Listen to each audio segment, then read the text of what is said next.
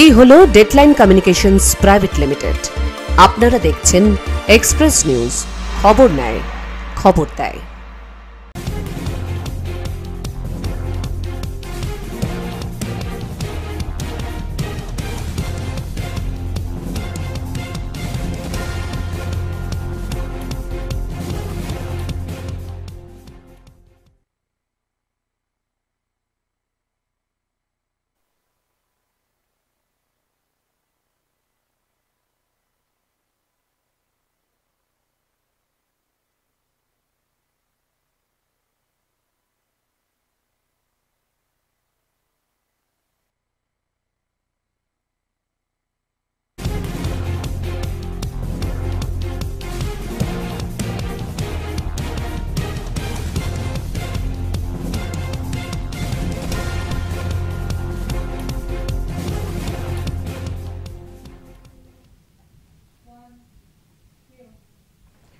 নমস্কার, এক্সপ্রেস নিউজে স্বাগত।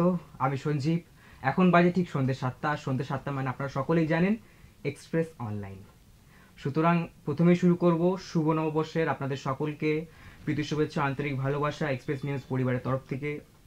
এখন আমাদের সঙ্গে আছে আরেকজন ব্যক্তি যে আমার ঠিক পাশেই বসে আছে এবং সে হচ্ছে এক্সপ্রেস নিউজের news desk person Sukanya Majumdar.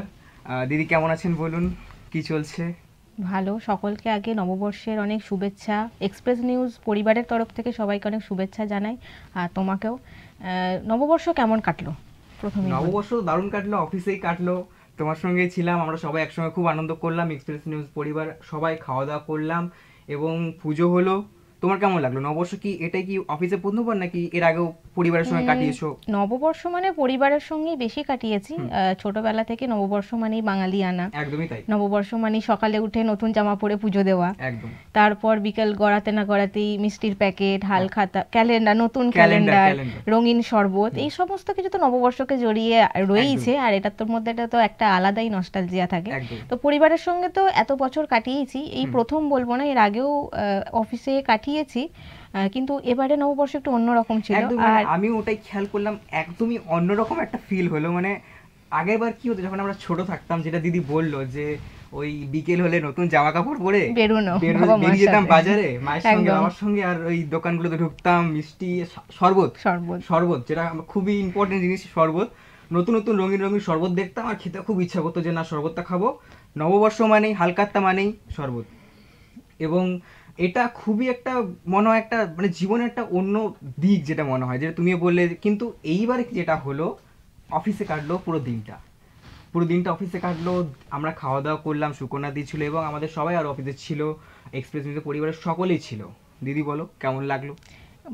যথেষ্ট ভালো লেগেছে। মানে প্রত্যেকবার হয় না যে একটা নববর্ষ মানে কি পুরনো আবর্জনা ফেলে দিয়ে নতুন বছরকে আগমন জানানো, তো নতুন বছরের প্রথম দিন কম বেশি খারাপ ভালো মিলিয়ে অনেকটাই ভালো হচ্ছে। যে মানে খারাপ লাগলো নাকি দুঃখ লাগলো, নাকি দুঃখ লাগছিল তাও অফিসে থাকতে হলো জোর করে, মানে কি হলো?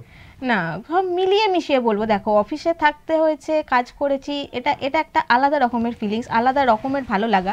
বাড়িতে পরিবারের সঙ্গে কাটাতে তো সব সময়ই ভালো লাগে, সেটা যে কোনো অনুষ্ঠান হোক, অনুষ্ঠান না হোক, পরিবারের সঙ্গে থাকতে কার না ভালো লাগে। কিন্তু অফিসেও আমরাও যে একটা এক্সপ্রেস নিউজ পরিবার, আমরা বারবার করে বলে থাকি যে আমাদের এটা অফিস না, এটা আমাদের পরিবার। সেই পরিবারের সাথে প্রথম দিন কাটালাম, খুব ভালো লেগেছে। একদমই তাই। এবার নববর্ষ তো লেগেই আছে এবং আমরা কথা বলবো আমাদের জেলার, রাজ্যের বিভিন্ন দিক নিয়ে, বিভিন্ন যে গুরুত্বপূর্ণ আমরা খবরগুলো তুলে ধরে থাকি এক্সপ্রেস অনলাইন। এবং এক্সপ্রেস অনলাইন এই কারণে হয়তো এতটা পপুলারিটি পেয়েছে এবং আমাদের সঙ্গে যে আমাদের দর্শক বন্ধুরা আছে তারা খুব সুন্দর রেসপন্স করে, তারা কল করে, আমাদের হেল্পলাইন নাম্বার আছে। কোনো রকম যদি আপনাদের প্রশ্ন থাকে, কোনো রকম আপনাদের কিছু কোয়ারি থাকে, আপনারা অবশ্যই কল করতে পারেন আমাদেরকে এবং নিঃসন্দেহে আমরা সেই প্রশ্নের উত্তর দেওয়ার চেষ্টা করব। এবং আমাদের সাথে থাকবে আমাদের প্রিয় জেলা যে বন্ধুরা আছে, তারাও আমাদের সঙ্গে থাকবে এবং তাদের জেলার যেই ছোট ছোট দিকগুলো আছে, গুরুত্বপূর্ণ দিকগুলো আছে, সেগুলো নিয়ে আমরা অনেক বার্তালাপ করবো, অনেকটাই কথা বলবো এবং সুকন্যা দি আমাদের সঙ্গে থাকবে। সুতরাং এই তো গেল নববর্ষের দিক আর কি। হ্যাঁ, এবার দেখো, নববর্ষ তো গেছে, নববর্ষ কম বেশি সকলেই মজা আনন্দ দুঃখ সবকিছুর মধ্যে দিয়ে কাটিয়েছি, কিন্তু তারপরেও যে প্রশ্নটা রয়েছে, রাজ্যের একাধিক জায়গা কিন্তু বিভিন্ন বিষয় নিয়ে উত্তাল। সেটা আমরা আগে থেকেই জানি। একদম ঠিক। একাধিক জায়গা স্পর্শকাতর যে সমস্ত জায়গাগুলো কিন্তু একাধিক বিষয় নিয়ে উত্তাল। তুমি জানো কয়েকদিন আগেই ওয়াকফ সংশোধনী বিল নিয়ে তো লাগাতার আন্দোলন, বাড়ি ছাড়া, বিভিন্ন রকমের সমস্যার সম্মুখীন আমরা হয়েছি। সেসব নিয়ে আজকে শীর্ষ আদালতে মামলাও ছিল। তারও একটা দিক রয়েছে, যেমন তার সাথে এটাও বলবো যে বেশ কয়েকদিন আগে সুপ্রিম কোর্টের রায়ে যে কয়েক হাজার ছেলেমেয়ের চাকরি হারিয়েছে, তাদেরও কিন্তু নববর্ষের পর, আজকে হয়তো নববর্ষের নতুন বছরের দ্বিতীয় দিন, তারাও কিন্তু বলা যেতে পারে একটা নতুন যাত্রার একটা আগমন শুরু করলো। কারণ তারা আজ থেকে রাজধানীতে যন্তর মন্তরের সামনে, তুমি জানো, জেনে থাকবে আশা করি, ওরা কিন্তু আন্দোলনে বসেছে নিজেদের অধিকার, ন্যায্য অধিকারটা পাওয়ার জন্য। এটা তুমি জানোই যে এতগুলো মানুষের, সুতরাং তারা নববর্ষটাকে কিভাবে কাটালো? অবশ্যই তাদের যে আমরা পরীক্ষা দেব, একটা নতুন জায়গায় চাকরি পাবো, কাজ করব এবং নববর্ষটাকে খুব সুন্দর করে কাটাবো, কিন্তু তার আগেই এত কিছু ঘটে গেল। তাদের মাথায় কতটা যে একটা আঘাত এসে পড়েছে নিশ্চয়ই তুমি ফিল করতে পারছো, এবং সেই ব্যাপারটা আমরা খুবই, আমরা সবাই দুঃখিত, পুরো পশ্চিমবঙ্গ দুঃখিত, পুরো ভারতবর্ষ দুঃখিত। এটা কম বেশি সব জায়গাতেই হচ্ছে এই দিকটা, তুমিও জানো ব্যাপারটা। হ্যাঁ, একদমই তাই। আর তার সাথে দেখো যে ওয়াকফ সংশোধনী নিয়ে যে রাজ্যের বিভিন্ন জেলা যে উত্তাল হয়ে রয়েছে, তো কেন বারবার করে এই প্রশ্নটাই আমার ব্যক্তিগতভাবে মনে হচ্ছে যে কেন আমাদের রাজ্যেই এই বিলটাকে, এই ওয়াকফ সংশোধনী বিল তো শুধুমাত্র পশ্চিমবঙ্গে হচ্ছে তা তো নয়, গোটা দেশ জুড়ে একটা বিল, একটা আইন আসছে, মানে গোটা ভারতবর্ষের, গোটা দেশের একটা আইন। সেখানে কেন একটা বিষয় নিয়ে হিংসাত্মক বিষয়, উত্তেজনাটা শুধুমাত্র কেন বাংলাতেই ছড়াচ্ছে এবং বিভিন্ন জায়গায় ছড়াচ্ছে, কেন ছড়াচ্ছে? এটা একটা বড়, এটা একটা একটা বড় প্রশ্ন বলবো না, যে কেন, এই যে বিরুদ্ধতা, এই যে হিংসাত্মক মানসিকতা, এটা কেন আমাদের রাজ্যেই? অন্যান্য সমস্ত জায়গাতে হয়তো বা কম বেশি রয়েছে, এটা নিয়ে থাকো রাজনৈতিক দোলাচাল তো একটা রয়েইছে, তাছাড়া মানুষের মধ্যে যে স্বাভাবিক জীবনের ছন্দ, সেটাও তো একটা পতন হচ্ছে না। এতগুলো মানুষ বাড়ি ছাড়া, কি পরিস্থিতি তাদের?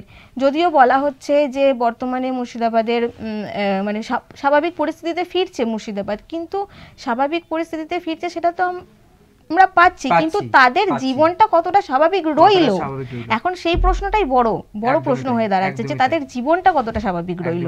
হঠাৎ করে এতদিন ধরে নিজের বাসস্থান, নিজের জায়গা, নিজের শহর, নিজের জেলা, হঠাৎ করে যে প্রতিবেশীরা একসাথে মিলেমিশে থেকেছি, হঠাৎ করে কেন এই সমস্যাটা? কেন এই সমস্যাটা?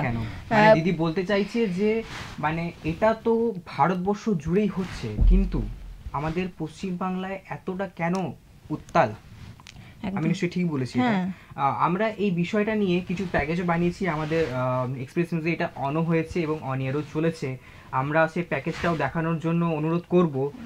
সুতরাং সেই প্যাকেজ দেখানো অবধি আমরা আরও কিছু কথা বলি এই বিষয় নিয়ে। যদি দিনে দিনে আমরা দেখতে পাচ্ছি এটা কিন্তু কোনো সমাধান বেরোচ্ছে না, কোনো সমাধান বেরোচ্ছে না এবং জিনিসটা জটিল হচ্ছে, কিন্তু আশ্বাস দেওয়া হচ্ছে যে একটা পজিটিভ দিক আমরা দেখতে পাবো, কিন্তু আমরা সেটার চেয়ে বসে আছি যে কবে দেখতে পাবো, কিন্তু সেটা আমরা পাচ্ছি না। আমরা একটা প্যাকেজ দেখে নেবো, আমরা বানিয়েছিলাম এক্সপ্রেস নিউজের তরফ থেকে এবং আমরা ওটা নিবেদন করেছিলাম, দেখে নেব।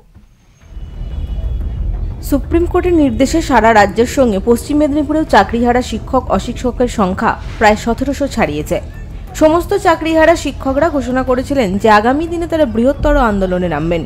সেই মতো এদিন মেদিনীপুর কলেজের মাঠ থেকে চাকরিহারা শিক্ষক অশিক্ষক কর্মীরা মিছিল করেন। মেদিনীপুর ডিএম অফিসের গেটের সামনে কালেক্টরেট মোড়ে রাস্তা অবরোধ করে শুরু হয় প্রতিবাদ। কোলের শিশুকে সঙ্গে নিয়ে আন্দোলনে সামিল হতে দেখা গিয়েছে চাকরিহারা শিক্ষক মায়েদের। তাদের দাবি তারা যোগ্য হলেও আজ তারা চাকরিহারা, তাদের এই চাকরি সসম্মানে ফিরিয়ে দেওয়া হোক, না হলে তাদের এই আন্দোলন জারি থাকবে। জেলা থেকে মহানগর এই আন্দোলন তারা ছড়িয়ে দেবে বলেও হুঁশিয়ারি দিয়েছে। যেমন আমরা পেনে লিখতে পারি, আমরা কিন্তু হাতে অস্ত্র তুলতে পারি। আমরা যেমন এতদিন শান্তভাবে রাজ্য সরকারকে বোঝাতে চেয়েছি যে আমাদের চাকরি, আমাদের সম্মান, আমাদের যে সামাজিক স্বীকৃতি সেগুলো ফিরিয়ে দিন, নাহলে আমরা ভেঙে যাচ্ছি, আমরা ভেঙে পড়ছি, আমাদেরকে আপনি বাঁচান। যেমন শান্ত গলায় বলেছি, আমরা পারি রাজ্যকে চালাতে, আমরা ভোটার, আমরা যদি ভোট দিয়ে আপনাকে ক্ষমতায় বসাতে পারি, আপনাকে যদি গদিতে বসাতে পারি, আপনাকে গদিচ্যুত আমরা করতে পারি। Bureau report, express news.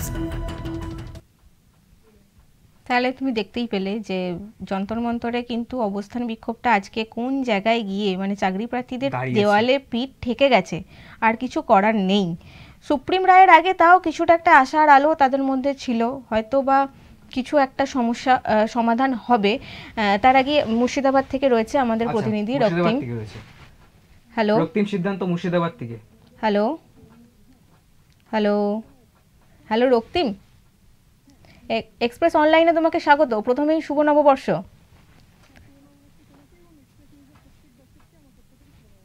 একদমই তাই, কিন্তু কথা হচ্ছে তোমার জেলা তো এখন উত্তাল পরিস্থিতি, ঠিক কিরকম রয়েছো তুমি?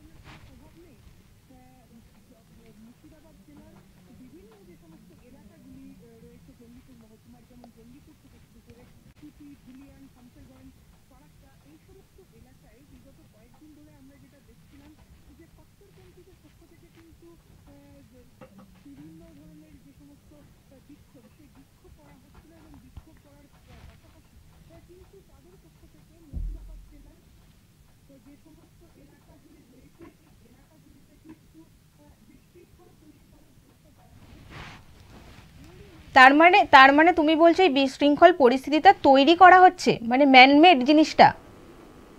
হ্যাঁ, একদমই তাই। আমরা এই বিষয়টি বলছি না, এই বিষয়টি কিন্তু পুলিশ প্রশাসনের যিনি জঙ্গিপুরের এসপি রয়েছেন, এই জঙ্গিপুরের এসপি সাংবাদিকদের মুখোমুখি হয়ে কিন্তু বারংবার একই কথা বলেছেন যে এই ধরনের যে বিশৃঙ্খলা তৈরি করা হয়েছিল, যেমন মুর্শিদাবাদ জেলার জঙ্গিপুরে প্রথম দিন যখন পথ অবরোধ করা হয়, পথ অবরোধ করার পর কিন্তু তারা কার্যত সেখান থেকে পুলিশের গাড়িতে আগুন লাগিয়ে দেয়। আগুন লাগানোর পর কিন্তু একটা বিশৃঙ্খলা তৈরি হয়, পুলিশকে কার্যত টিয়ার গ্যাসের সেল ফাটাতে বাধ্য হতে হয়।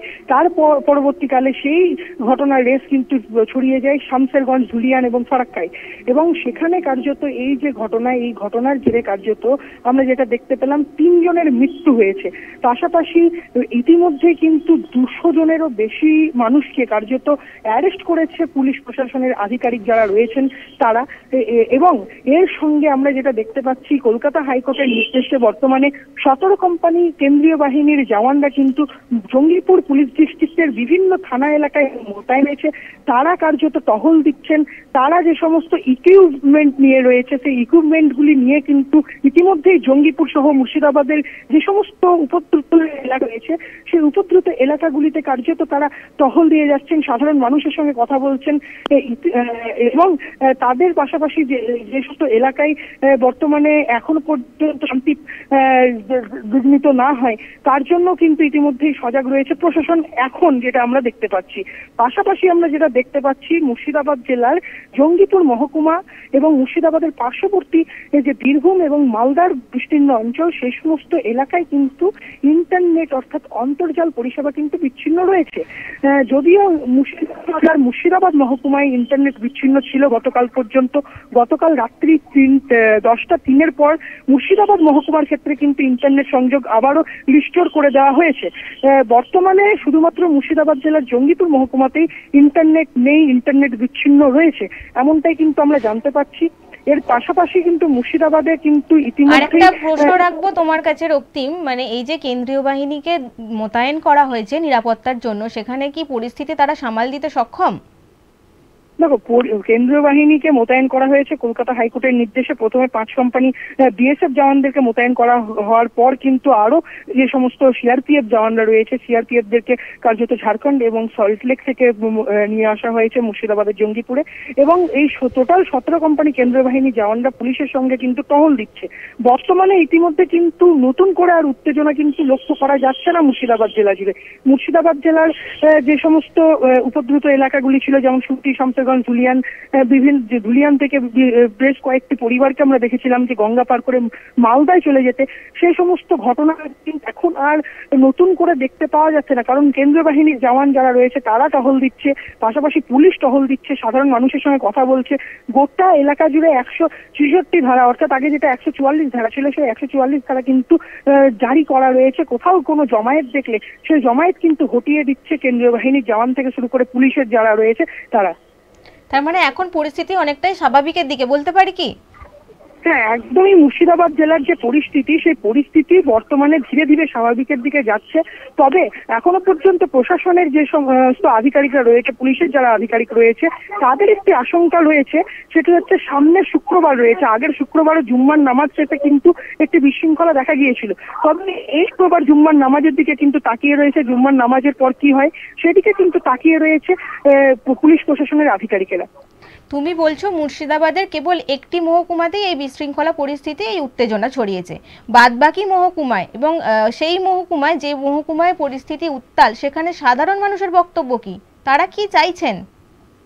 দেখো, যে মহকুমা অর্থাৎ মুর্শিদাবাদের 5টি মহকুমার মধ্যে শুধুমাত্র জঙ্গিপুর মহকুমায় এই উত্তেজনার পরিস্থিতি বা উত্তাল পরিস্থিতি গত 10 দিন ধরে আমরা যেটা দেখছি, তার বাদবাকি মহকুমা যেগুলি রয়েছে, যেমন জঙ্গিপুর বাদে বহরমপুর, কান্দি, দমকল এবং মুর্শিদাবাদ, এই মহকুমাগুলির মানুষদের বক্তব্য যে জঙ্গিপুরে যে ঘটনা ঘটেছে, সেই ঘটনা যেন আমাদের এই সমস্ত এলাকায় যেন না ঘটে। আমরা এই সমস্ত ঘটনার পক্ষপাত করি না, এই সমস্ত ঘটনাকে আমরা সমর্থন করি না। এই সমস্ত ঘটনা ওখানে যেটি ঘটেছে সেটা কাম্য নয়। এবং জঙ্গিপুরের যারা মানুষ রয়েছে, তাদেরও, যারা সাধারণ মানুষ রয়েছে, তাদেরও বক্তব্য, আমরা বাড়ি থেকে বেরোতে পারছি না, আমরা কোনো দোকান যেতে পারছি না। কালকে নববর্ষ ছিল, নববর্ষের সময় কোনো তারা নিজেদের মতো ভাবে যে নববর্ষের উদযাপন সেটি করতে পারেনি, অনেক জায়গায় হাল খাতা হয়নি দোকানে, সেগুলি করতে পারেনি। তাই এই ধরনের ঘটনা যেন আর না ঘটে, তারা যেন স্বাভাবিক ছন্দে ফিরতে পারে, এটাই কিন্তু দাবি জানাচ্ছে প্রশাসনের কাছে এবং জনপ্রতিনিধিদের কাছে।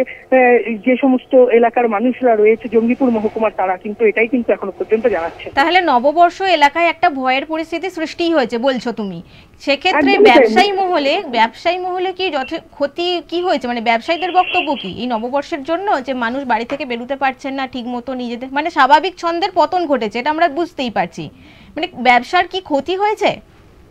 একদমই তাই। কালকে আমি একটি ভিডিও দেখছিলাম, সেই ভিডিওতে স্পষ্ট দেখা যাচ্ছে যে একটি দোকান, সেই দোকানের মুদিখানা দোকান, চাল, সেই চাল কিন্তু ছড়িয়ে ছিটিয়ে পড়ে রয়েছে, দোকানের কার্যত লুটপাট হয়েছে। এবং সেই দোকানের যিনি দোকানদার অর্থাৎ মালিক, তিনি কিন্তু কার্যত কাঁদছেন এবং তিনি বলছেন যে এবছর নববর্ষতে আমার দোকানে পুজো দিতে পারলাম না, হাল কাটা হলো না। এবং এই দোকানে প্রতি বছর আমার নববর্ষে হাল কাটা হয়, কাস্টমারদের ভিড় লেগে থাকে দোকানে, সেই জিনিসটি এবছর আমার ছন্দপতন ঘটলো। আর এর জন্য কিন্তু কার্যত তিনি কান্নায় ভেঙে পড়েছেন। এরকম শুধু একটি দোকান নয়, জঙ্গিপুর মহকুমার বিস্তীর্ণ দোকানে কিন্তু বা জঙ্গিপুর মহকুমায় কিন্তু কাল নববর্ষে কিন্তু একটি প্রভাব পড়েছে বলাই যেতে পারে। একদম।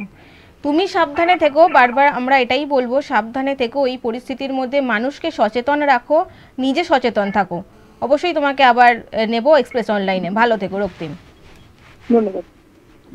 দেখো কিরকম অবস্থা ভাবুন একবার, কিরকম অবস্থা, মানে তার জেলায় কেমন অবস্থা, ব্যবসায়ীদের কতটা ক্ষতি হচ্ছে, মানে সামগ্রিকভাবে গোটা সামাজিক পরিস্থিতি এবং স্বাভাবিক যে জীবনযাত্রা সেটা পুরো ব্যাহত।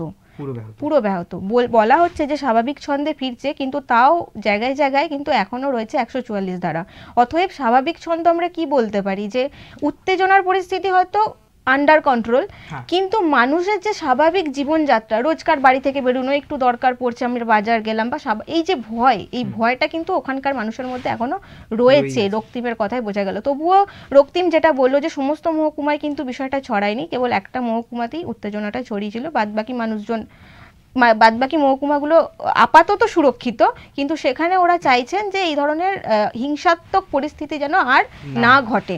আমরাও তাই চাইবো, এই ধরনের সাম্প্রদায়িক হিংসাত্মক কোনো পরিস্থিতি, উত্তেজনা যেন না সৃষ্টি হয়, মানুষ মিলেমিশে থাকুক নববর্ষে, এটাই কাম্য আর কি। একদমই তাই, একদমই তাই। এবং একটি ছোট্ট জিনিস আমি বলতে চাইবো, দেখুন এই একটা জিনিসের ঘিরে সবাই সাফার করছে এবং ব্যবসায়ী যারা আছে তাদের কতটা ক্ষতি হচ্ছে।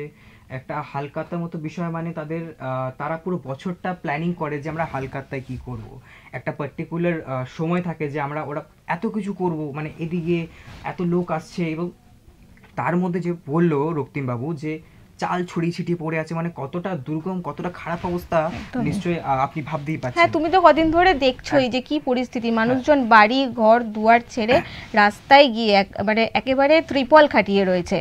আচ্ছা, আমাদের সঙ্গে সাংবাদিক বন্ধু আছে, কথা বলে নেবো এবং তার জেলাতে কি চলছে আমি দেখে নেবো। অলোক বাবু, শুনতে পাচ্ছেন? হ্যাঁ, শুভ নববর্ষ, কেমন আছেন? ভালো, খুবই ভালো আছে। আচ্ছা, তো আপনার জেলায় কিরকম গরম পড়েছে বলুন? জেলায় ভালোই গরম পড়েছে, মাঝে একটু পয়সা ছিল, কিন্তু সেভাবে কিছু হয়নি, কিন্তু এমনি মোটামুটি ওয়েদার ভালো, ঠিক হয় আচ্ছা আচ্ছা ভালো। আচ্ছা, আমার সঙ্গে এই মুহূর্তে আছে আমাদের ডেস্ক পার্সন এক্সপ্রেস নিউজের সুকন্যা মজুমদার। তিনি কিছু বলবে আপনাকে। নববর্ষ, শুভ নববর্ষ। এক্সপ্রেস অনলাইনে স্বাগত। একটা প্রশ্ন রাখবো, যে সকলেই জানো ওয়াকফ সংশোধনী বিল নিয়ে উত্তাল গোটা রাজ্য। আমরা দেখেছি মুর্শিদাবাদে কিন্তু যথেষ্ট কয়েকদিন ধরে উত্তেজনা ছড়িয়ে ছিটিয়ে রয়েছে, তার ফলে পরিস্থিতি মারাত্মক আকার ধারণ করেছে। তোমার জেলায় পরিস্থিতি কেমন? না, আমার জেলাতে সেই অনেকটাই প্রভাব পড়েছে, যে মানুষ একটা ছোটোর মধ্যে রয়েছে যে কোথায় কি হবে, কখন কোন মুহূর্তে ঘটনা ঘটবে। হ্যাঁ, একইভাবে খবরের মধ্যে ছড়িয়ে পড়ছে, যা খবর চলছে সেই অনুপাতে মানুষ অনেকটাই বিভ্রান্তি, অনেকটা ভয়ের মধ্যে রয়েছে যে আমাদের একই রকম এই ওয়াকফ বিল নিয়ে যদি এরকম ঘটনা ঘটতে থাকে তো আমরা কোন জায়গায় যাবো বা কি হবে, এরকম পরিস্থিতির মধ্যে রয়েছে। আচ্ছা, আমার তোমার কাছে প্রশ্ন, ব্যক্তিগতভাবে বলো, এই ওয়াকফ সংশোধনী বিল তো শুধুমাত্র আমাদের রাজ্যে নয়, গোটা দেশ জুড়ে একটা সংশোধনী আইন বা বিল যেটাকে আমরা বলছি, তো কেবলমাত্র প্রভাবটা আমাদের রাজ্যে বাংলাতে এত বেশি কেন? তোমার কি মনে হচ্ছে? দেখো, আমাদের পশ্চিমবঙ্গের পাশেই তো বাংলাদেশ, স্বাভাবিক কারণে সেই বাংলাদেশ থেকে তো বহু যে সাম্প্রদায়িক মানুষজন এখানে বসবাস করে, তো স্বাভাবিক কারণে সেখানে মানুষ অনেকটাই জনসমাগম মধ্যে পড়ে। স্বাভাবিক কারণে মানুষ জানে যে মানুষ বাঙালি এবং হিন্দু মুসলিম প্রায় সমান সমানে। সেক্ষেত্রে যদি এখানে ওয়াকফ বিলের মধ্যে সমস্যা দেখা দেয়, সেক্ষেত্রে একটা বড় আকারে গন্ডগোলের পরিস্থিতি হতে দেখা যেতে পারে। স্বাভাবিক কারণে তারা একটা বিদেশের মধ্যে রয়েছে, যদি একটা সমস্যার সমাধানের মধ্যে পাওয়া যায় এই পরিস্থিতি।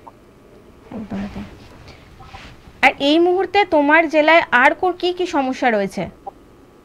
আমার জেলায় এই মুহূর্তে সমস্যা রয়েছে একরকম, যেমন শিক্ষকরা যেভাবে তারা চাকরি হারিয়েছে, একরকম একেবারে আমার জেলায় যেরকম জলের একটি সমস্যা রয়েছে, জলের স্বাভাবিক জলের সমস্যা সব জায়গায় দেখা যায়, এবং রাস্তাঘাট আগের থেকে অনেকই ভালো।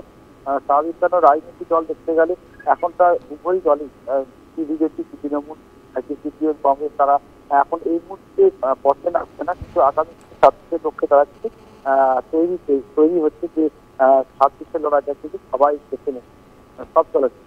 মানে 26-এর নির্বাচনের যে প্রস্তুতি সেটা তোমার জেলায় ভরপুর শুরু হয়ে গেছে বলছো? প্রস্তুতি শুরু হয়েছে, মানে বৈঠক নিজের মধ্যে বৈঠক চলছে। অনেক অনেক ধন্যবাদ অলোক বাবু, আপনাকে অনেক অনেক ধন্যবাদ। গরম অনেক পড়েছে এবং আপনাকে বলবো সুস্থ থাকবেন, ঠিকঠাক থাকবেন। ধন্যবাদ, আবার দেখা হবে, আবার কথা হবে। দেখুন, প্রত্যেকটা জেলাতেই কিন্তু একটা বিষয়কে নিয়ে ঘিরে আছে, একটা বিষয়কে নিয়ে কিন্তু প্রত্যেকটা জেলায় একটা ভাবে ঘিরে আছে, এবং সেটা আমরা সবাই দেখলাম, প্রভাব তো পড়েছে, প্রভাব পড়েছে। আচ্ছা, এবার আমার মনে হয় যে একটু বিষয়টাকে ঘোরানো যাক, কেন কি লাইভটা খুবই গম্ভীর হয়ে যাচ্ছে। গরম প্রচন্ড পড়েছে, প্রচন্ড গরম পড়েছে, এবং এর মধ্যে সুস্থ থাকাটা একটা বড় বিশাল ব্যাপার। জল অপচয়, সবাইকে বলবো একটু সাবধানে জল ব্যবহার করুন এবং জল অপচয় দিকে খেয়াল রাখুন। অবশ্যই, মানে দেখো, গরম পড়ার সাথে সাথে কিন্তু জেলার একাধিক জায়গায় জলের সংকট, আমরা আগেও এটা বহুবার দেখিয়েছি, আমাদের এখানে আলোচনাও হয়েছে যে জলের সংকটে রাজ্যের উত্তর থেকে দক্ষিণ প্রত্যেকটা জেলায় কিন্তু জলের একটা সংকট রয়েছে, সেটা নিয়ে বহু কিছু হয়েছে। কিন্তু কথা হচ্ছে এখন মানে এই মারাত্মক গরমের পরিস্থিতিতে গিয়ে মানুষের জলসংকট হচ্ছে। এবার যে যে জেলায় জলসংকট হওয়ার কথা, মানে সাধারণত ধরো ঝাড়গ্রাম, বাঁকুড়া, এই সমস্ত জেলাগুলোতে জলসংকট হয়, এটা আমরা জানি যে গ্রীষ্ম আসা মানে জলসংকট এখানে হবে। পুরুলিয়া, তো সেখানে প্রশাসন কেন সচেতন হচ্ছে না এখনো পর্যন্ত? গরম পড়ছে, মানুষ আন্দোলন বিক্ষোভ দেখাচ্ছেন, তারপরে মনে হচ্ছে কি এখানে জলের সমস্যা রয়েছে, পানীয় জলের সমস্যা রয়েছে। আমার প্রশ্ন হচ্ছে কেন আগে থেকে এই বিষয়গুলো নিয়ে প্রশাসন সচেতন নন, যে এই জায়গা পার্টিকুলার জেলার এই জায়গায় জলের সমস্যা হতে পারে, আমি আগে থেকে একটু সচেতন হই। আরেকটা কথা বলবো, শুধু যে প্রশাসনের দোষ আছে এমনই না, আমাদের সাধারণ মানুষের কিন্তু অনেক দোষ আছে এর মধ্যে, কেন কি অনেকেই আছে, অনেক পরিবার আছে যারা হয়তো বিনা কারণে জল অপচয় করছে, যেটা আমরা আগেও কথা বলেছি এ নিয়ে, যেটা হয়তো কোথাও না কোথাও উচিত নয়। কেন কি এখনো ভারতবর্ষে পশ্চিমবঙ্গে এরকম অনেক পরিবার আছে যারা জলের জন্য অনেক হাহাকার, মানে দিনের পর দিন তারা খুবই মানে স্ট্রাগল করছে, মানে একটু জলের একটা ফোঁটার জন্য। কিন্তু আমাদের এদিকে দেখবেন বা অনেক অনেক জায়গায় দেখবেন যে দেখো এই খোলা জল পড়েই যাচ্ছে। এই সচেতনতা কিন্তু ব্যক্তি বিশেষে বলা যেতে পারে। কয়েকদিন আগেই আমরাই প্রতিবেদন করেছিলাম পুরুলিয়া থেকে, ওখানে ভূগর্ভস্থ জলের ব্যবস্থা করা হয়েছে প্রশাসন থেকে একটি গ্রামের মধ্যে। তো গ্রামবাসীদের বক্তব্য, এখানে যে পরিমাণ জল উত্তোলন হচ্ছে, মানে তাদের সাময়িকভাবে প্রত্যেক দিনকার রোজকার সমস্যা মিটিয়েও কৃষিতে সেই জল দিয়েও বহু জল নষ্ট হচ্ছে। তারা প্রশাসনকে জানিয়েছে এই জল যদি আমাদের পার্শ্ববর্তী গ্রামে বা পার্শ্ববর্তী গ্রাম বাসিন্দাদের মধ্যে দিয়ে দেওয়া যায় তাহলে হয়তো জলের চাহিদা অনেকটা কমবে। তাহলে সচেতনতাটা আমি কি বলবো, ব্যক্তি বিশেষে বলা যেতে পারে, অবশ্যই, একদমই তাই না? সচেতন কিন্তু আমাদের প্রত্যেককে হতে হবে। মানে এটা একটা নজিরবিহীন ঘটনা বলছে, মানে পুরুলিয়া সেই গ্রামেও হয়তো গোটা গ্রাম নিয়ে কিন্তু একটি নলকূপ, সেখান থেকেই জল উত্তোলন হচ্ছে এবং তারা বলছে আমাদের জলের আর কোনো সমস্যা নেই এবং পর্যাপ্ত জল মিটিয়েও অনেকটা জল বাড়তি থাকছে। আমরা চাই সেই জলটাও পার্শ্ববর্তী গ্রামে দেওয়া হোক, তাহলে ওই মানুষগুলো অন্তত জলকষ্ট থেকে মুক্তি পাবে। তো এই নজির কিন্তু এই নজিরও দেখা যায়, এরকম ঘটনাও দেখা যায়। এমন না যে প্রত্যেকেই জল অপচয় করছে বা প্রত্যেকের মধ্যে ওই সচেতনতার অভাব আছে, এটা কিন্তু বলাটা ঠিক না। তবুও আমরা আরো চেষ্টা করব নিজেরা সচেতন থাকতে, মানুষকে সচেতন করতে, আপনাদের মাধ্যমে করতে। আমরা তো বারবার করে বিভিন্ন জেলার বিভিন্ন সমস্যা দেখাতে থাকি, আপনাদের কাছে দেখাতে থাকি। কোনোভাবে যদি সেই জেলার মানুষদের কাছে আমরা তো অবশ্যই পৌঁছাই আমাদের জেলার প্রতিনিধিদের কাছে, আমরা চেষ্টা করি তাদের মাধ্যমে সমস্যার সমাধান কিভাবে করতে পারি। আমাদের সাথে রয়েছে আলিপুরদুয়ার থেকে সুমিত কার্জি। হ্যালো। হ্যাঁ, শুনতে পাচ্ছি, বলো। সুমিত, নববর্ষ, শুভ নববর্ষ। শুভ নববর্ষ আপনাদেরকেও। এক্সপ্রেস অনলাইনে তোমার স্বাগত। হ্যাঁ, বলো।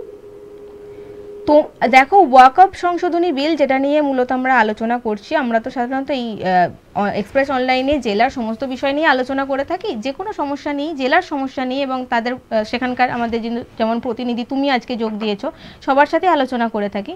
তো আজকে আমরা সব কিছু নিয়ে করছি, তার মধ্যে একটা বিষয় হচ্ছে যে ওয়াকআপ সংশোধনী বিল, যেটা নিয়ে ইতিমধ্যেই রাজ্য উত্তাল, তুমি জানো। মুর্শিদাবাদে একটা বিশাল সমস্যার মধ্যে চলছে বেশ কয়েকদিন ধরে। তো তোমার জেলায় ওয়াকআপ সংশোধনী বিলের কি প্রভাব পড়েছে? দেখো, আলিপুরদুয়ার জেলায় মানে পার্শ্ববর্তী জেলা রয়েছে কুচবিহার, সেখানে তো বিক্ষোভ আন্দোলন চলছে। পাশাপাশি আলিপুরদুয়ার জেলায় ডুয়ার্সে কিছুটা প্রভাব রয়েছে। মাদারিহাট এলাকায় লক্ষ্য করা গিয়েছে, তারা মিছিল করেছে ওয়াকফ বিল নিয়ে। এছাড়াও কিন্তু ওয়াকফ বিলের পাশাপাশি এখন যেটা চলছে হাইকোর্ট, সুপ্রিম কোর্টের নির্দেশে চাকরি গেছে, সেটা নিয়েও কিন্তু আলিপুরদুয়ারে গণবিক্ষোভ, পথ অবরোধ হয়েছিল। তবে আলিপুরদুয়ারের যে সমস্ত মানে মানুষজন রয়েছে ওয়াকফ বিল নিয়ে, তারা রাস্তায় নেমেছে, কিন্তু কুচবিহার জেলার থেকে, মানে উত্তরবঙ্গের অন্য জেলার থেকে একটু প্রভাবটা কম হয়ে লক্ষ্য করা গেছে। আচ্ছা, তার মানে তোমার জেলায় চাকরিহারা, মানে শিক্ষক, মানে 26,000, প্রায় 26,000 শিক্ষকের যে চাকরি গেছে, তাদের নিয়েই রাস্তায় নামা হয়েছে বেশি, তুমি বলতে চাইছো? ঠিক কি পরিস্থিতি ওখানকার? আলিপুরদুয়ারে এর আগে আমরা খবরে দেখিয়েছিলাম ডিআই অফিস ঘেরাও করে বিক্ষোভ এবং রাস্তায় নেমে পথ অবরোধ। পাশাপাশি কিন্তু মানে এর ফলে চাকরি হারার ফলে কিন্তু এখানকার যে ডুয়ার্সের ব্যবসায়ীরা আছে, হোটেল, রিসোর্ট, তাদেরও একটা প্রভাব পড়েছে। বুকিং হচ্ছে না, সামনে গরমের ছুটি রয়েছে, ছুটির আগেই কিন্তু অনলাইন বুকিং হয়ে যায় রিসোর্ট, হোমস্টেগুলোর সাথে। ব্যবসায়ীরা একটা লোকসান। যেমন জলদাপাড়া বক্সা ব্যাগ প্রকল্পে যত ব্যবসায়ী রয়েছে, দোকানদার, রিসোর্ট মালিক, অনার, মালিক, সবাই কিন্তু একটা চিন্তিত রয়েছে যে চাকরি গেল এত, চাকরি দেওয়ার পরে কিন্তু গরমের ছুটিতে মাস্টার বা অন্য কলকাতা, দক্ষিণবঙ্গের থেকে লোক ঘুরতে এখন ডুয়ার্সে, সেই প্রভাবটা কমই পড়বে বলে তারা জানিয়েছে। মানে এই সমস্যাটা ওখানকার পর্যটন শিল্পে ব্যাপকভাবে প্রভাব ফেলেছে বলছো? হ্যাঁ, একদম। চাকরি হারার ক্ষেত্রে, ব্যবসায়ীদের ক্ষেত্রে মানে খুবই সমস্যা।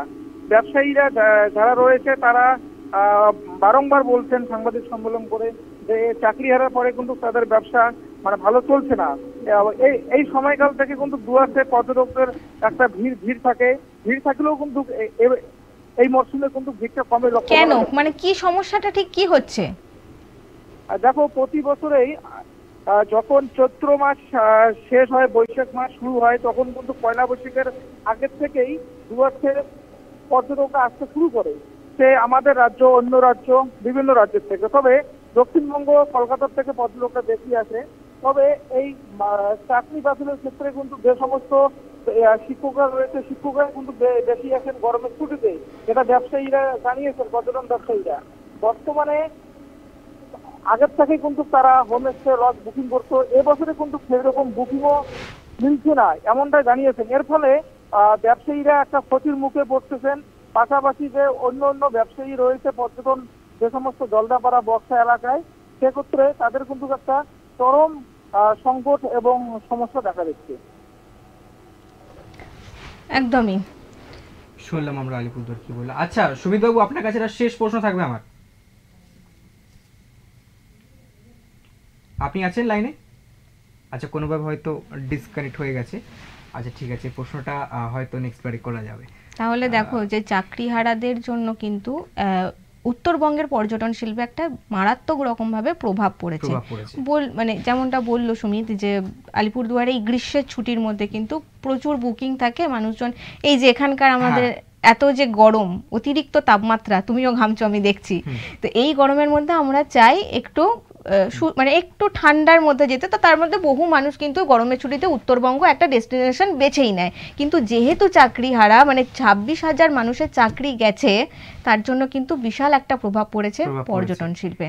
একদমই তাই। এবং সুমিত বাবু সেটাই বললো যে ব্যবসায়ীদের কতটা কি ক্ষতি হয়েছে, যেটা আমরা আগেও বললাম যে তারা কতটা তারা ভেবে রাখে যে একটা নির্দিষ্ট সময়, আবার বলছি নির্দিষ্ট সময় তারা ভেবে রাখে যে আমরা নববর্ষ কিভাবে কাটাবো, নববর্ষ কিভাবে করবো, যাবতীয় জিনিস আছে, সেটার দিকেও একটা বিশাল বড় ক্ষতিগ্রস্ত হয়েছে বলে দেখতে পারলাম আমরা। এবং কিন্তু জেলায় জেলায় এই চাকরিহারাদের নিয়ে প্রচুর বিক্ষোভ, আন্দোলন আমরা দেখিয়েছি, ডিআই অফিস ভাঙচুর, অবরোধ, এরকমই আরো একটা প্রতিবেদন আছে, দেখাবো আপনাদের।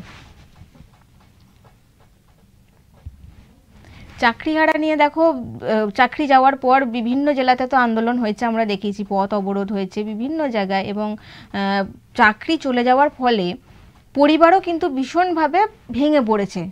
যে পরিবারের হয়তো একটি মাত্র চাকরি, সেই পরিবার হয়তো ওই চাকরিটাকে আঁকড়ে ধরে ভেবেছিল যে না, একটা ভালো দিন যাপনের দিকে আমরা এগিয়ে যাব, কিন্তু হঠাৎ করে কিন্তু তাদের চাকরি চলে গেছে। তো কি করবে? এবং কিছু কিছু জায়গায় দেখা গেছে একই স্কুলের প্রায় বহু শিক্ষক শিক্ষিকা কিন্তু চাকরি হারিয়েছেন। এরকম আমাদের শিল্প শহর দুর্গাপুরেই কিন্তু দেখেছি একটি স্কুলে, নেপালিপাড়া হিন্দি মিডিয়াম স্কুল, সেখানেও কিন্তু একাধিক শিক্ষিকার চাকরি গেছে এই রায়, সুপ্রিম রায়ের ফলে। দেখাবো সে প্রতিবেদন আপনাদের।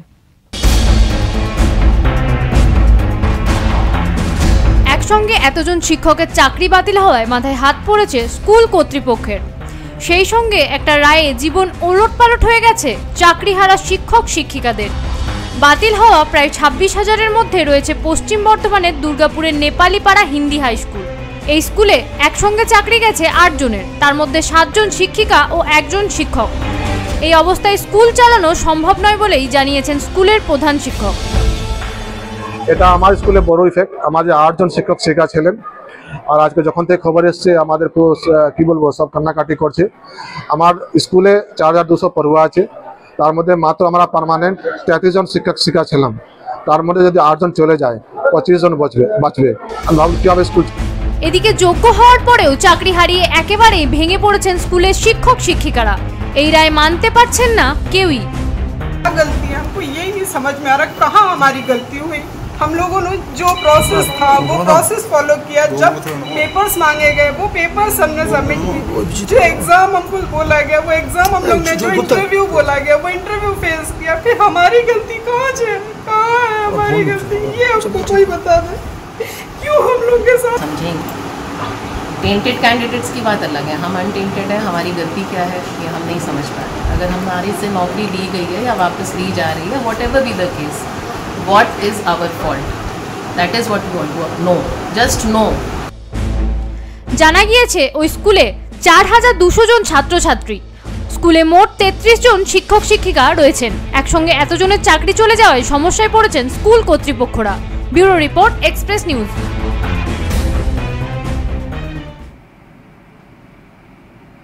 দেখো, স্কুল কর্তৃপক্ষ কিন্তু ভীষণভাবে সমস্যায় পড়েছে। যেমনটা প্রধান শিক্ষক জানালেন যে এতজন শিক্ষিকাই এখানে বেশি, আমি দেখলাম প্রায় 8 জন শিক্ষক শিক্ষিকার চাকরি গেছে একটা রায়ে। তো সেখানে একটা স্কুল চালাতে এমনিতেই আমরা দেখি যে সমস্ত স্কুলে, সরকারি স্কুলগুলোতে যে পরিমাণের ভ্যাকেন্সির দরকার, পদ কিন্তু খালি থাকে, ছাত্রছাত্রীর সংখ্যা বেশি, সেখানে টিচার্সদের সংখ্যা অনেক কম, তার মধ্যেও স্কুল চলছে, তার মধ্যেও কিন্তু স্কুল চলছে কোনোভাবে, এবং সেটা ভালোভাবেই চলছিল যদি না সুপ্রিম রায়টা এসে এতগুলো শিক্ষক শিক্ষিকার মধ্যে আঁচ ফেলতো।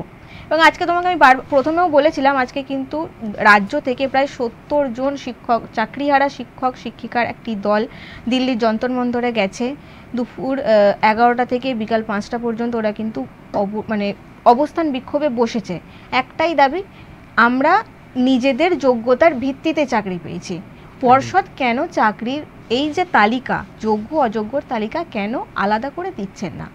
তারপরে তো তুমি জানো, এই রায় দেওয়ার পর বিভিন্নভাবে রাজনৈতিক উত্তাল হয়েছে, মুখ্যমন্ত্রী অনেক কিছু বলেছেন এবং শেষ আলটিমেটাম একটা দিয়েছেন যে 30শে এপ্রিলের মধ্যে তিনি আলাদা করে দেবেন।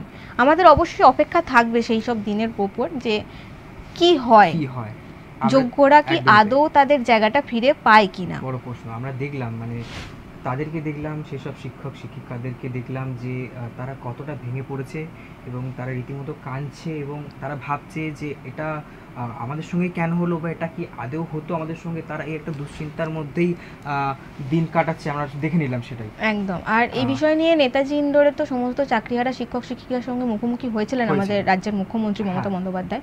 ঠিক কি বলেছিলেন তিনি, শোনাবো আপনাদের। যারা যোগ্য নিশ্চিন্তে থাকুন, ভরসা রাখুন, আস্থা রাখুন, পাবেনই, চিন্তা করবেন না। কারো চাকরি কেড়ে নেওয়ার অধিকার কারো নেই। আমরা ক্ল্যারিটি চাইব, ক্ল্যারিটি যদি না হয় আগে পেছে সব আমরা ওটাকে ভরাট করে দেব। Don't worry. তুমি শুনলে কি বলেছেন উনি বলেছেন যে চাকরি কেড়ে নেওয়ার কারোর অধিকার নেই, কিন্তু চলে গেছে চাকরি। যখন দরকার ছিল তখন উনি পাশে থেকেছেন কি থাকেননি, সেটা একটা বড় প্রশ্ন। সেটা নিয়ে তো রাজনৈতিক অনেক কিছু বিষয় হয়েছে, সেই বিষয়ে আর আমরা গেলাম না।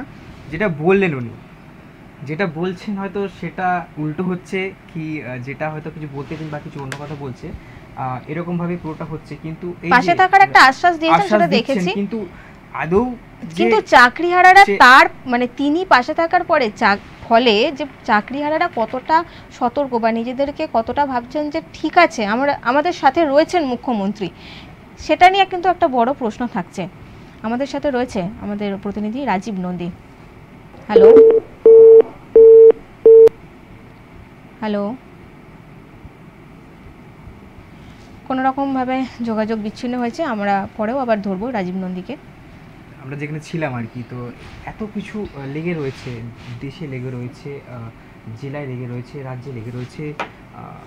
কিভাবে তোমার মানসিক এখন কি ভারসাম্য কি আছে, কি চলছে, নিজে কিভাবে ঠিক রেখেছো? দেখো,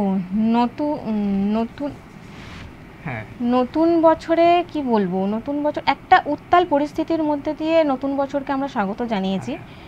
সবসময় চাই যে পুরনো আবর্জনা, যা কিছু দুঃখদায়ক ফেলে রেখে নতুন বছরে আমরা প্রবেশ করি, একটা ভালো মানসিকতা নিয়ে।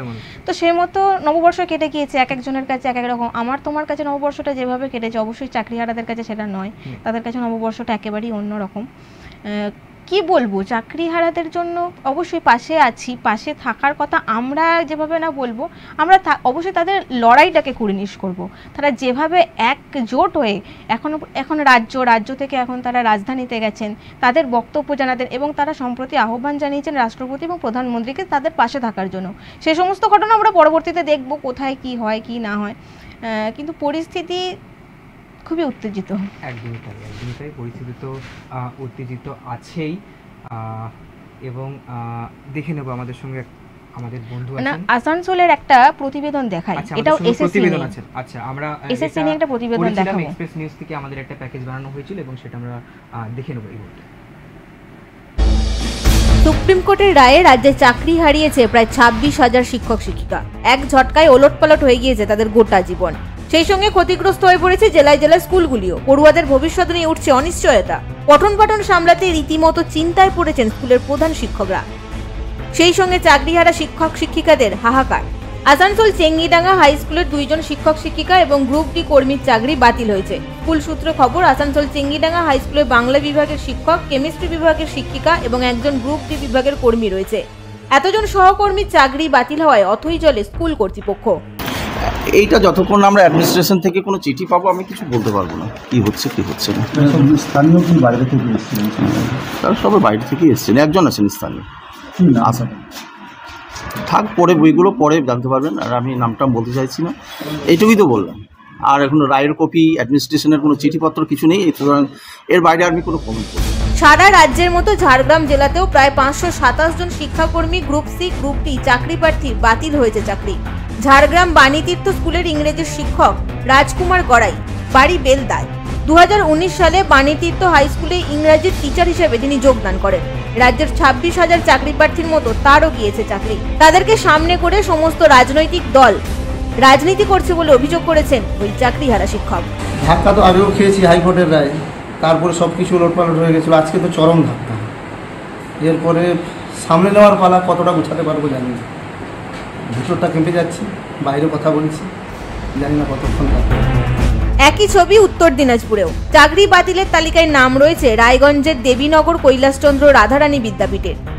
পাশাপাশি ভারত বাংলাদেশ সীমান্ত লাগোয়া হেমাতাবাদ ব্লকের ভরতপুর উচ্চ বিদ্যালয় সুপ্রিম রায়ে প্রায় 5 থেকে 6 জন চাকরি হারালেন, যাকে ঘিরে বিদ্যালয়ে শোরগোল পড়ে গিয়েছে। সেইভাবে টেন্টেড ক্যান্ডিডেটস, তাদের জন্য আমাদের কেন চাকরি যাবে? আমার সেটা সব থেকে বড় কোয়েশ্চেন, যে তাদের ভুলের জন্য আমরা কেন সাফার করবো? এই 7 বছর ধরে এতটা সার্ভিস দিয়েছি আমরা ইনস্টিটিউশনে দিয়েছি, যেখানে ভোটের ডিউটি আছে, ভোটের ডিউটি করেছি, হায়ার সেকেন্ডারির খাতায় এক্সামিন করেছি, তো তাহলে কেন আমরা এইভাবে সাফার করব? কাউন্সিলিং এ আমার চাকরি, আমার ইমোশনাল আউটবার্স্টটা হয়তো খুব বেশি হবে, কারণ আমার বাবা মা আমার উপর ডিপেন্ডেন্ট। আজকে দিনের পরে আমি জানি না যে আমার কি হবে।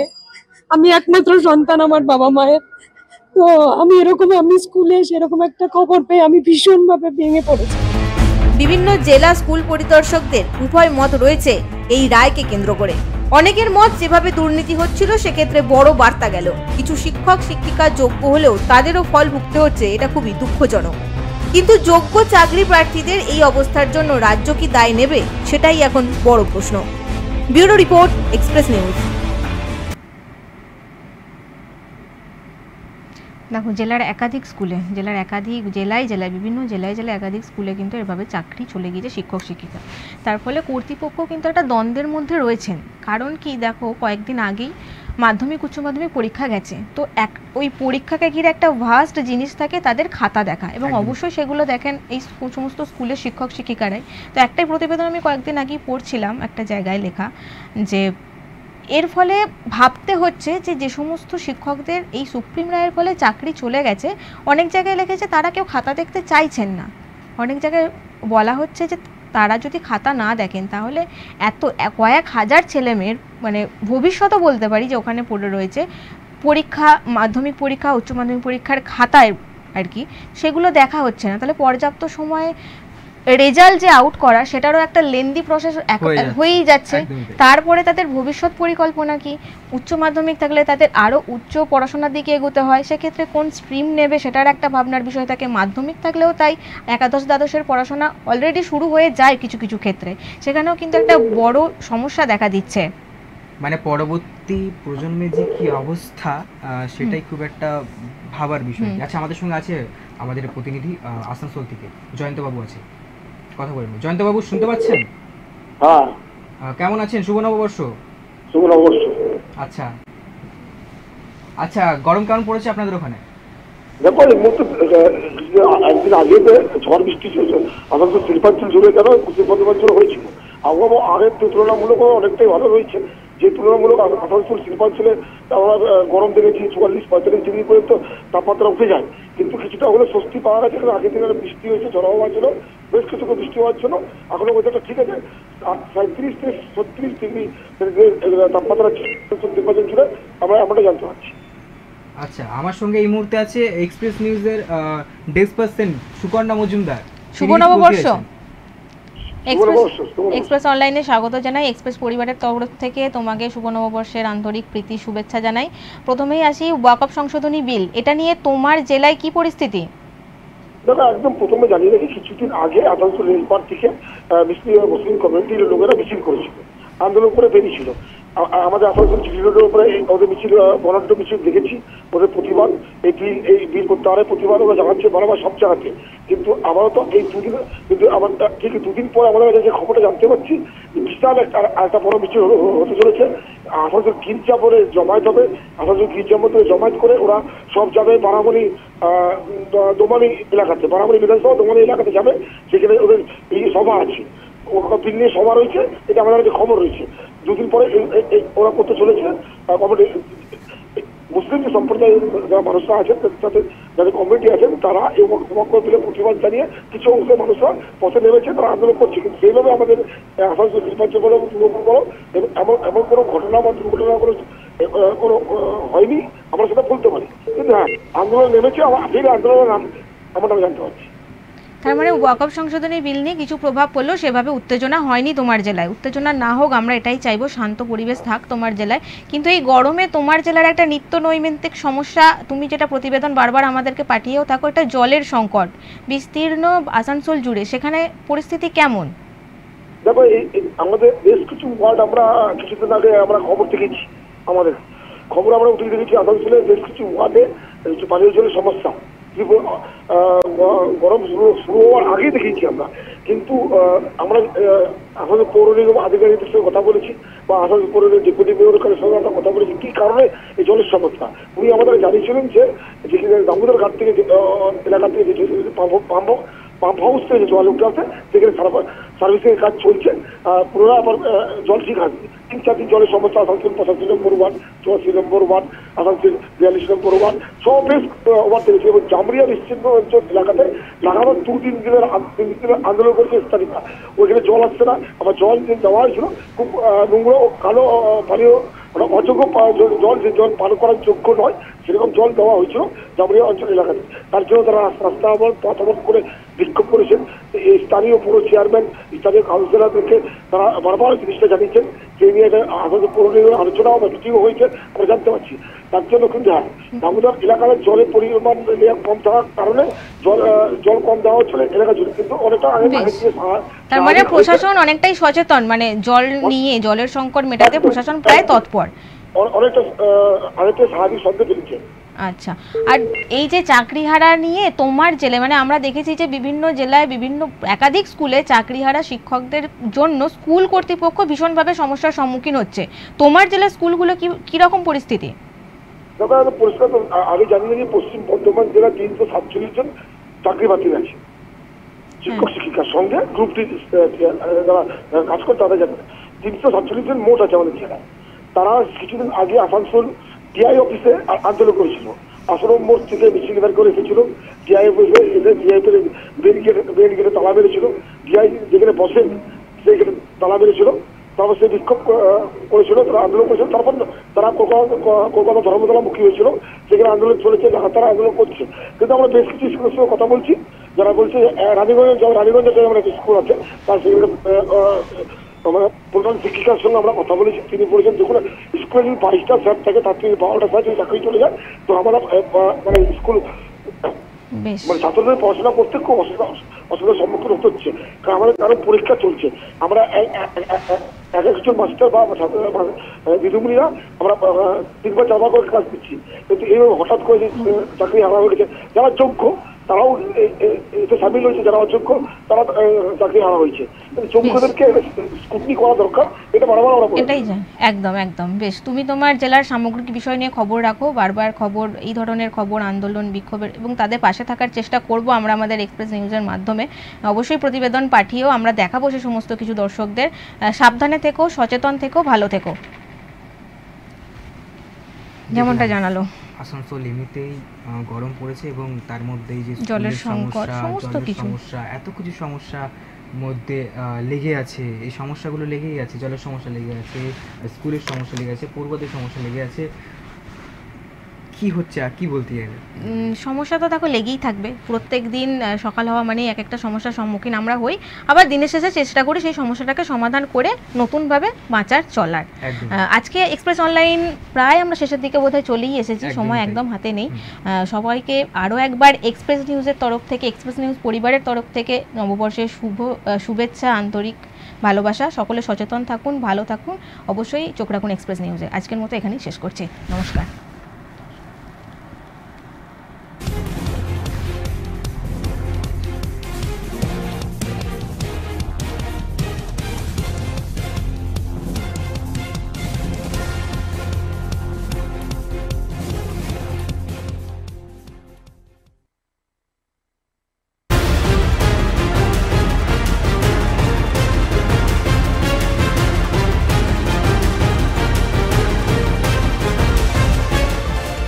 এই হলো ডেডলাইন কমিউনিকেশনস প্রাইভেট লিমিটেড। আপনারা দেখছেন এক্সপ্রেস নিউজ, খবর নেয়, খবর দেয়।